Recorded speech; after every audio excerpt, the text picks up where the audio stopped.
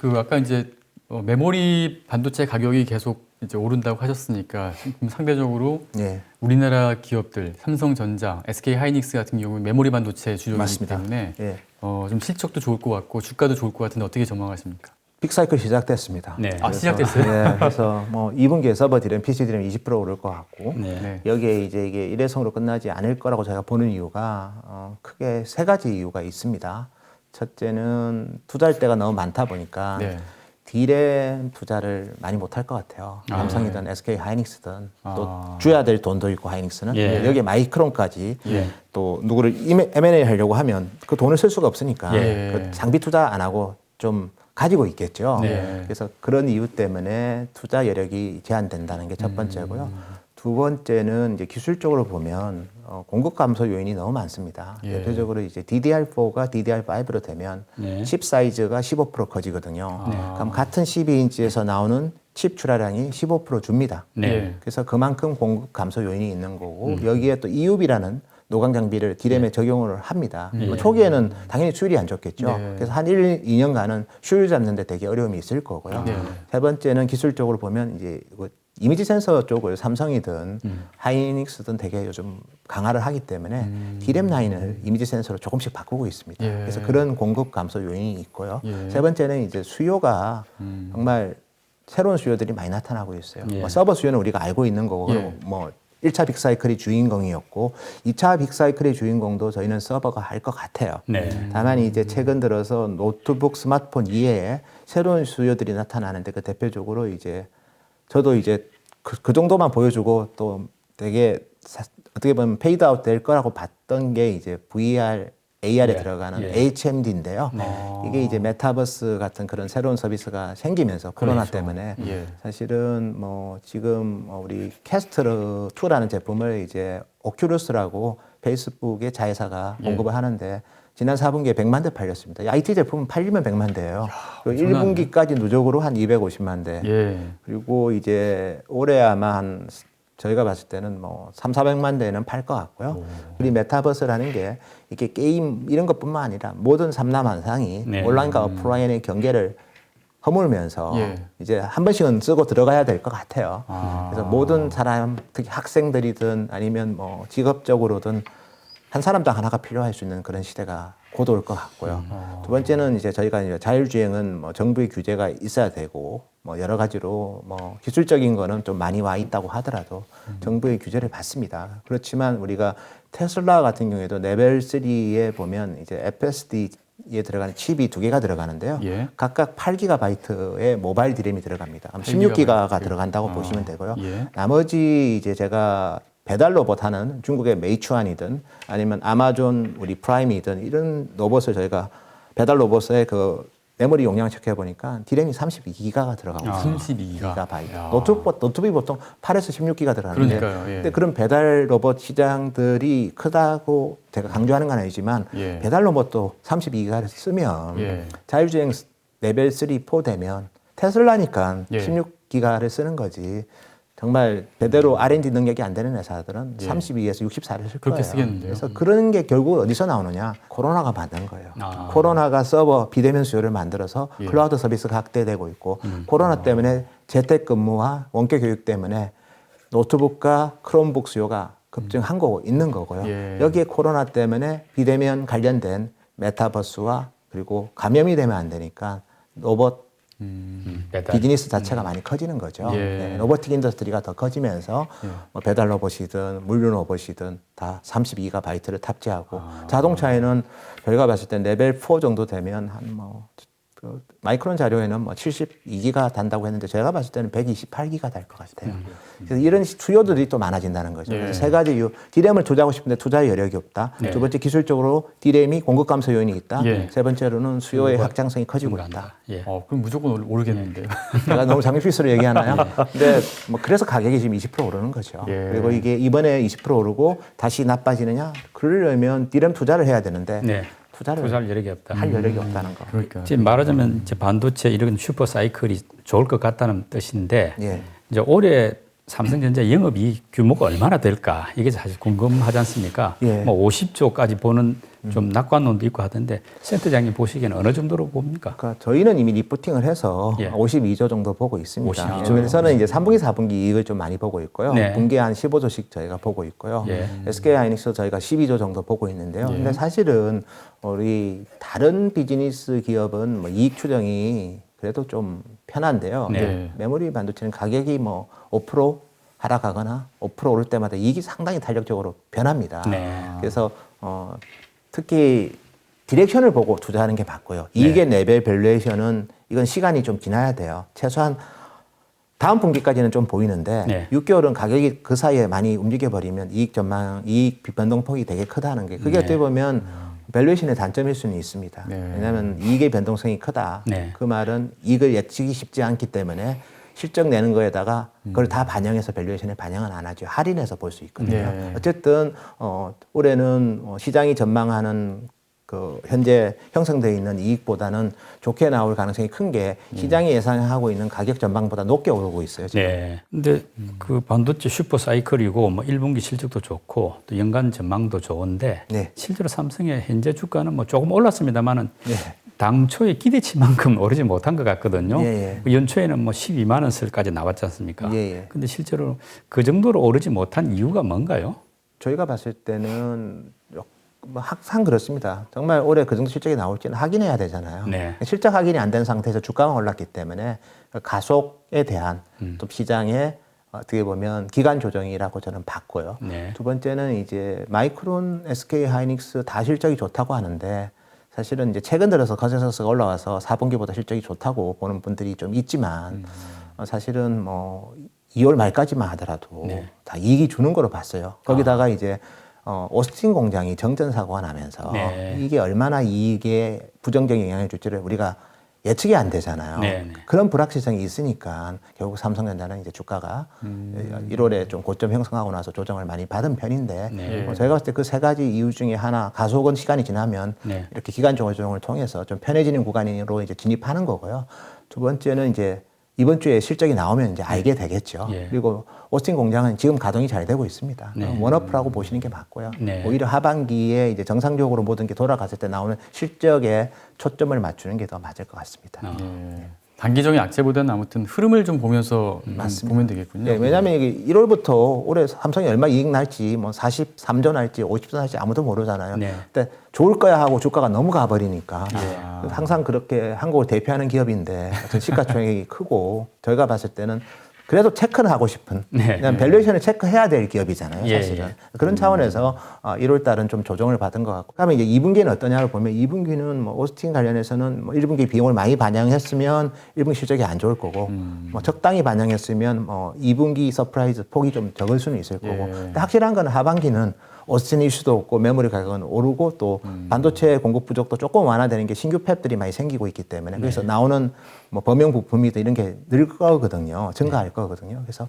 하반기 실적은 좀 가시성이 높기 때문에 네. 오히려 좋은 매수 기회로 활용하는 전략이 저는 좋을 것 같습니다. 예. 네. 그 삼성전자 나왔으니까 이제 또 여쭤볼 게 네. TSMC하고 좀 비교가 자꾸 되지 네. 않습니까? 삼성전자 이제 시총보다 TSMC가 한 네. 200조 넘게 네. 좀 더 많지 않습니까? 그런데 이제 매출액은 삼성전자가 또 더 많다고요? 예, 예. 근데 왜 이렇게 좀 차이가 나는 거죠? 뭐 TSMC는 이제 순수한 dedicated 어쨌든 순수 이제 바운더리 회사라고 보시면 되고요.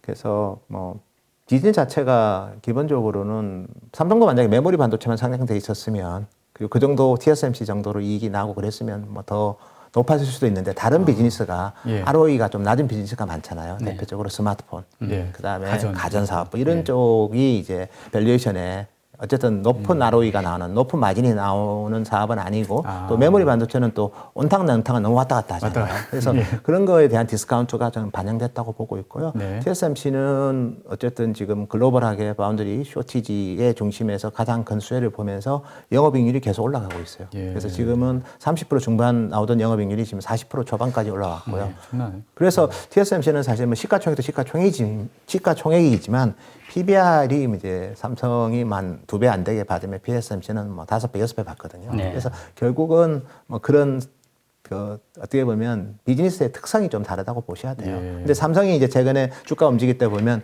이제 어쨌든 그래도 세계 2등이지 않습니까? 예. 파운드리 쪽으로. 네. 그리고 이제 공정 기술에 있어서는 별로 TSMC보다 안 떨어진다. 네. 그런 믿음과 함께 또 TSMC 공장이 워낙 바빠서 예. 풀가동이거든요. 예. 가동률이 100%거든요. 선단 공장 같은 네. 경우에는.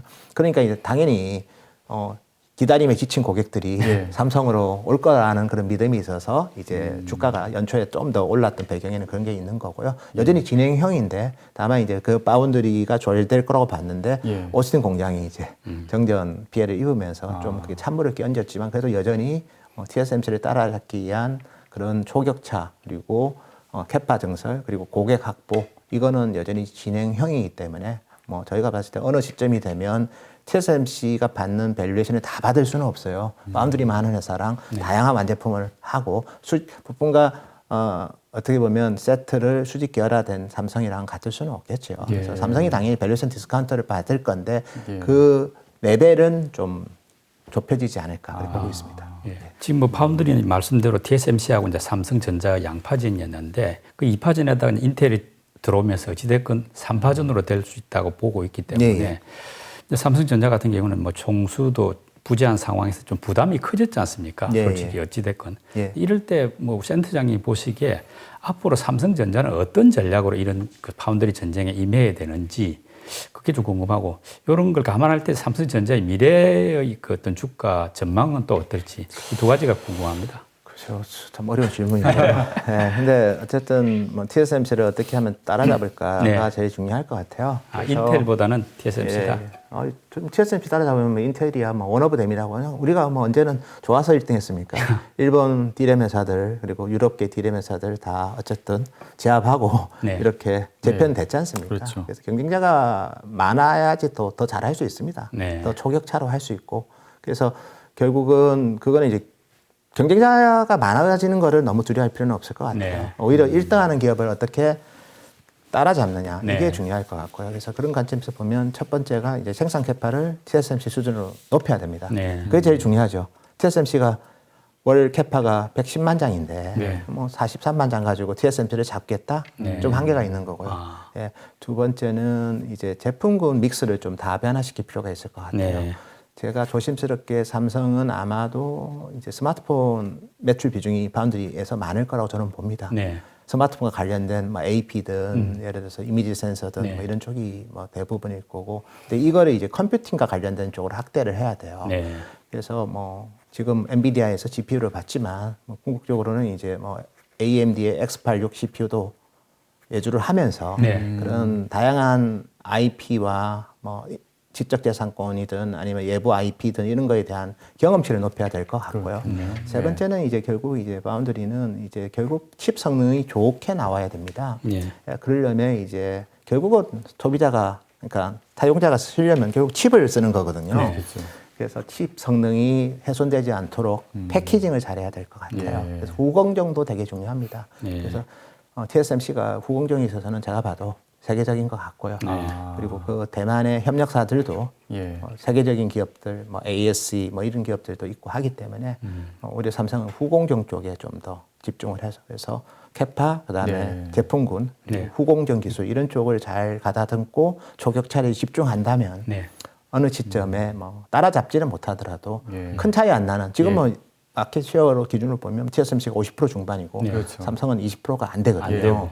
근데 이거가 최소한 50% 3, 40%는 가야지 1, 2등이라고 할 수 있죠. 아. 혼자 1등 하는 거고 예. 다만 이제 2등인데 밑에 애들이랑은 좀 격차가 나고 예. 그리고 2등의 조건에서 그래도 좋은 거를 갖춘 게 EUV가 되는 예. 7나노 이하가 되는 유일한 또 2등이기 때문에 예. 그런 면은 좀 높게 평가하는 게 맞죠. 예. 예. 그러면 지금 그 3파전이 뭐 지속되더라도 삼성의 미래 주가 전망은 그렇게 나쁘지 않다고 보시는 거죠? 저는 TSMC의 점유율을 뺏어 가버리면 네. 그러면 이제 뭐 인텔이 오더라도 주가는 일단 오르고 시작하겠죠. 그리고 인텔이 올 때는 또 그때 평가해야 되고 예. 그리고 인텔이라는 기업이 공정 전환 못 해가지고 지금 AMD한테도 많이 밀리고 있지 않습니까? 네. 시장 점유율이 여전히 높지만 그래도 점유율이 뺏기고 있지 않습니까? 그래서 뭐 항상 긴장은 하되 너무 또 두려워하지는 말자. 네. 예, 그게 중요할 것 같습니다.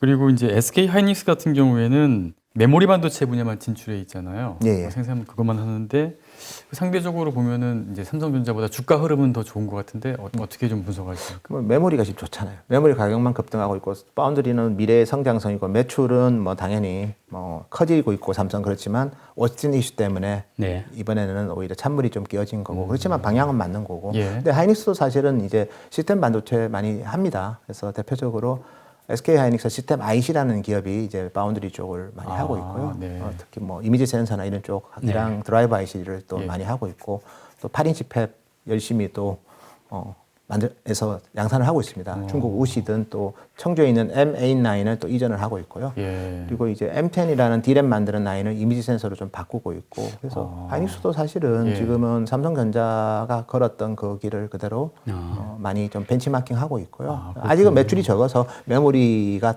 결정적이기 때문에 결정적이지만 그렇지만 하이닉스도 당연히 특히 SK 그룹에 편입되면서 예. 뭐 SK 텔레콤도 그렇고 SK 이노베이션도 그렇고 앞으로는 뭐 전력 반도체 쪽도 SK 그룹이 지향할 수 있기 때문에 예. 그런 쪽에 대한 뭐 팹리스든 아니면 뭐 저기 바운더리든 그런 걸 확대할 수도 있는 거고요. 예. 그리고 뭐 IoT는 SK 텔레콤이 워낙 또 그쪽으로 드라이브 거니까 예, 그래서 예.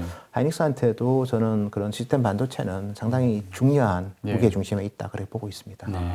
그럼 이제 반도체 소재 부품 장비죠. 이른바 소부장도 좀 관심이 많고 중요한데 예. 이제 지금 전 세계적인 반도체 전쟁이 이렇게 치열해지면 질수록 이쪽 분야에서도 이제 수혜주가 나올 거 아닙니까? 예, 예. 그 뭐 반도체 공정이 참 많다고 하는데 그 중에서도 특히 어떤 쪽이 좀 더 좋아질 것 같다 이렇게 보십니까? 뭐 저희는 뭐 어차피 전공정이 제일 부가가치가 높죠. 전공정? 전공정 장비가 그러니까 노강, 정착, 식강 네. 이쪽이 제일 부가가치가 높은데요. 근데 제가 이제 저도 이제 해외기업 방문을 많이 하는데 도쿄 일렉트론이라고 도쿄에 있는 우리 세계 3대 반도체 장비 회사가 있는데 거기 방문하면 그렇습니다. 자기들은 영업이익률 30% 이상은 무조건 나와야 된다. 네. 그러니까 전공정 장비가 마진이 좋고요. 그래서 그런 기업들은 영업이익 왜냐하면 이건 제품의 품질이 중요하고 네. 기술의 어떻게 보면 특성이 잘 나와야 되기 때문에 그렇게 가격 인하를 별로 안 합니다. 아. 좋은 장비인 경우는. 예. 근데 한국은 전공정 장비 많이 좋아졌어요. 예. 이제는. 근데 이제 한국은 여전히 또 후공정 장비 회사들이 많은데 어쨌든 저는 전공정 장비 회사들 여전히 뭐 장기적으로 괜찮게 보고 있고요. 네. 두 번째는 이제 소재는 정말 우리가 이미 2019년에 경험하면 했지 않습니까? 일본의 수출 규제를 예. 경험하면서 뭐 포토 레지스터든 뭐 여러 가지 뭐 에칭 가스든 뭐 다양한 게 많잖아요. 예. 그러니까 그런 부분들에 대해서 뭐 당연히 국산화 노력을 많이 하고 있고 당연히 수혜를 봅니다. 네. 그거는 장비는 이게 어떻게 보면 천수다 비즈니스라서 투자할 때 좋은 거예요. 네. 투자 안 하면 좀 굶고 있어야 됩니다. 예. 지금 워낙 이제 투자를 많이 하니까 좋은 그러니까요. 거고요. 예. 근데 소재는 이제 투자한 게 캐파가 애드돼서 네. 본격적으로 가동될 때 좋은 거예요. 그래서 시간이 지나면 소재가 더 좋을 거고 소재는 또 꾸준하게 생산하면서 나오는 거니까 네. 좋은 거고 뭐 부품이라는 거는 그렇습니다. 반도체 자체가 부품이기 때문에 예. 칩 자체가 부품이고 예. 뭐 추가적인 부품을 찾는다면 반도체에 들어가는 패키지하는 PCB가 있습니다. 네. 우리가 보통 반도체 이제 패키지 서브스트레이트라고 부르는데 네. 뭐 그런 기업들은 지금 투자를 많이 하죠. 예. 삼성도 그렇고 삼성전기, 뭐 LG노텍 그리고 뭐 대덕전자, 뭐 예를 들면 뭐 심텍 이런 기업들 투자를 많이 하니까 왜 투자를 하겠습니까? 물론 삼성전기는 투자를 많이 하진 않지만 나머지 LG랑 뭐 대덕 그리고 심텍 이런 기업들이 투자를 많이 하는 거는 그만큼 전방 시장이 전망이 좋다고 보는 거죠. 그래서 부품은 반도체는 반도체 PCB 쪽을 보시면 되고 네. 반도체 자체가 부품입니다. 참고로. 네.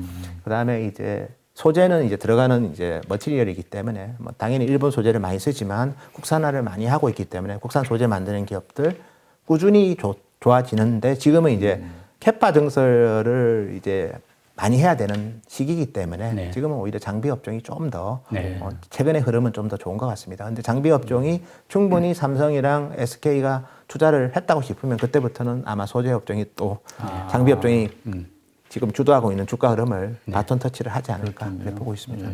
그리고 지금 이제 반도체 뭐 빅사이클, 슈퍼사이클 이게 이미 작년에 뭐 왔었다. 센터짐 같은 경우는 이제 시작이다. 이렇게 예. 말씀하시는데 좀 약간씩 좀 차이가 있는데 예. 일단은 그렇다면은 반도체 빅사이클이 지금 시작됐다라고 보면은 일단 반도체 분야의 주가 전망은 굉장히 좀 밝지 않습니까?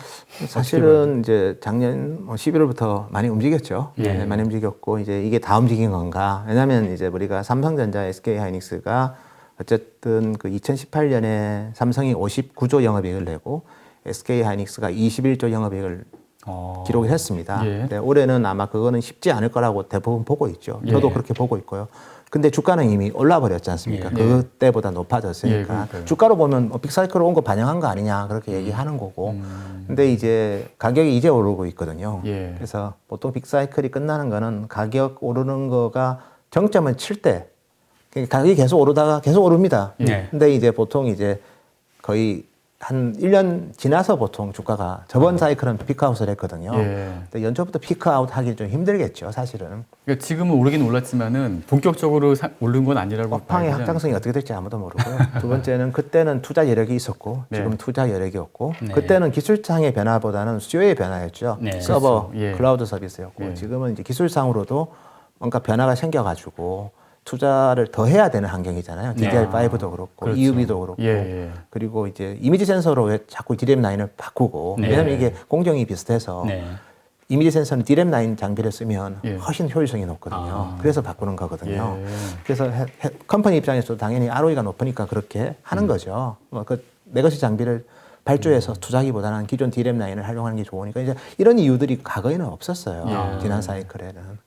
뭐 일본이 있긴 있었지만 이 정도까지는 아니거든요. 그럼 지금은 조건이 훨씬 더 좋네요. 그때 지금이 저는 상황이 훨씬 좋습니다. 저희가 봤을 때는 지난 1차 사이클이 서버 혼자 드라이브를 걸었다면 이제는 디맨드가 다 변화돼 있고 예. 그다음에 그때는 투자 여력이 있었는데 지금 투자 여력이 없고 네. 그리고 기술적으로는 반드시 투자를 해서 웨이퍼가 좀 원하는 만큼 웨이퍼를 넣었을 때 칩이 안 나오니까 네. 그걸 당연히 보완 투자를 해야 되는데 네. 그거 하기에도 좀 타이트한 상황인 것 같습니다.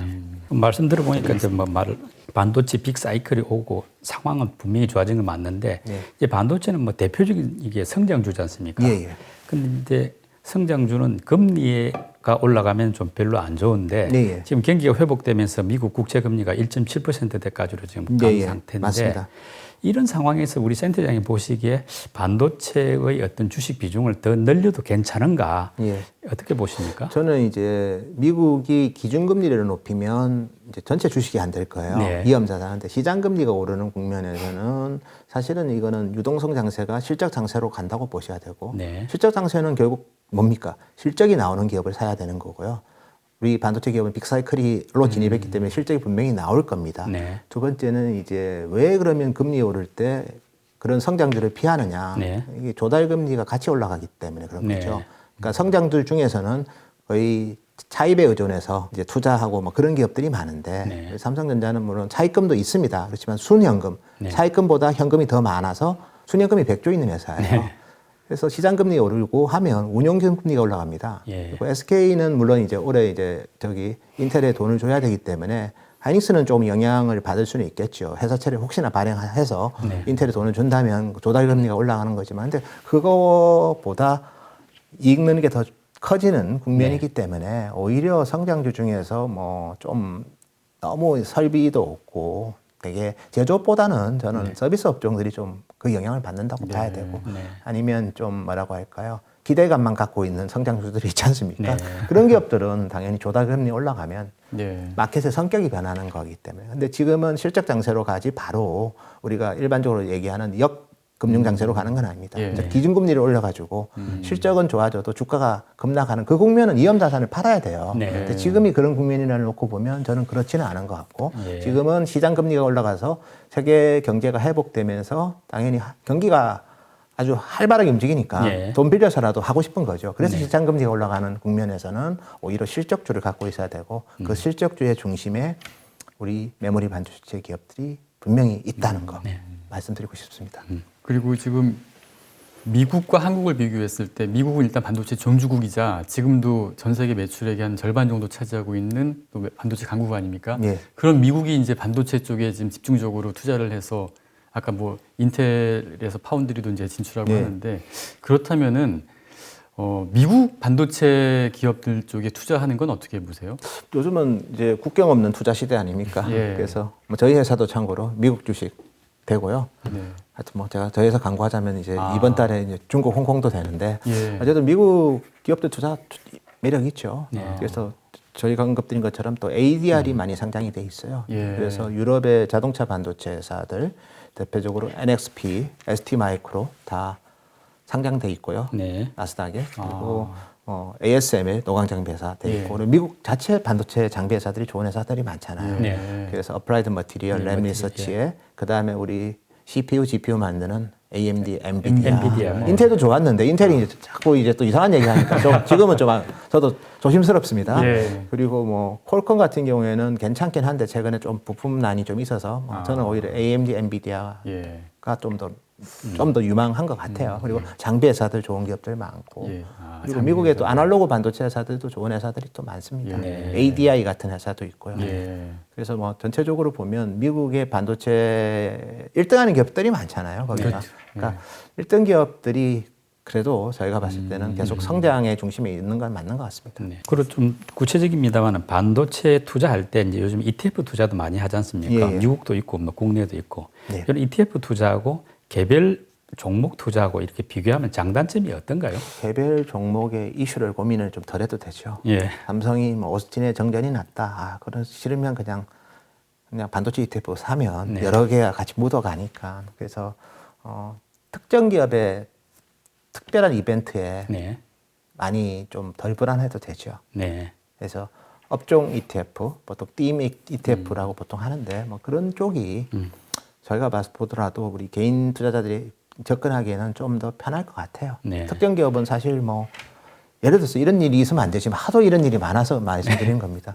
르네사스를 샀다고 생각하는데 공장이 화재가 나면 급나갈 거 아닙니까? 예. 근데 반도체 ETF로 사면 르네사스도 그중에 하나 들어있겠지만 그래도 나머지 기업이 주가가 올라서 안 빠질 수도 있는 거거든요. 예. 네, 그런 장점이 있는 거죠, ETF가. 그럼 반도체 ETF에 들어가는 종목들은 뭐 팹리스, 파원드리, 뭐 장비, 메모리 회사. 반도체 다 들어가는 건가요? 다 들어가죠. 그래서 사실 그 ETF 구성 종목이 있습니다. 네. 그 클릭해 보시면 어떤 종목을 편입되는지 알 수 있으니까 그거 네. 보시고 그걸 보고선 하면 이제 되겠군요. 기업들의 색깔을 보시면서 판단하시면 될 것 같습니다. 예. 네. 반도체 빅사이클이 장기적으로 진행될 것 같습니다. 이 점을 고려해서 투자 전략을 세우시기 바라고요. 오늘 그 반도체 시장 전반을 정말 쉽고 흥미롭게 설명해 주신 우리 노은창 센터장님 감사드립니다. 수고하셨습니다. 네.